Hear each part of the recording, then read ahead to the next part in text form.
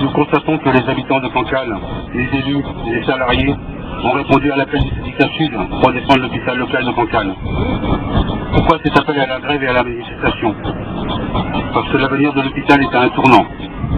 Tout à l'heure, le directeur de Saint-Malo doit nous rendre visite pour présenter toutes les mesures pour un retour à l'équilibre financier. La situation financière est en effet très difficile.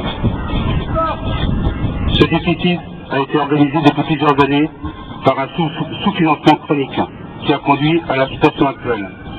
Nous avons la semaine dernière rencontré la DAS qui est un des financeurs. Les représentants rencontrés nous ont essentiellement parlé de retour à l'équilibre budgétaire, mais pas de qualité des soins. Ils ont insisté sur des efforts importants à faire. Ces efforts, nous les avons dénoncés. Ils ont porté quasiment exclusivement sur la masse salariale. Cela va se traduire par la disparition de nombreux emplois. D'ores et déjà, ce sont les contractuels qui en font les frais. La moitié des postes de contractuels ont disparu. Le service du USLD va disparaître pour être transformé en EHPAD, le nouveau nom des maisons de retraite. Au passage, ce sont environ 7 postes qui disparaîtront puisque le ratio de personnel des EHPAD est inférieur de 25% à celui des USLD. Les lits de soins de suite ne sont pas assez nombreux pour être viables. Il faudrait au moins 25 lits.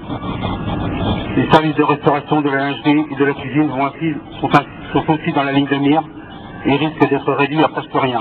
Là aussi, ce sont des emplois qui vont disparaître. À terme, l'hôpital de Cancale risque de devenir une simple maison de retraite.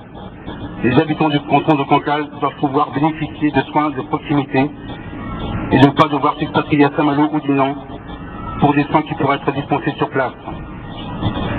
Quel avenir pour les personnes âgées de Cancale? Il est question de construire un nouvel hôpital. Il y aura donc de l'argent pour ça. Les évaluations du coût sont passées de 20 à 25 millions. La finition des travaux ne pourra être réalisée avant plusieurs années. Mais c'est maintenant que l'avenir de l'hôpital se joue.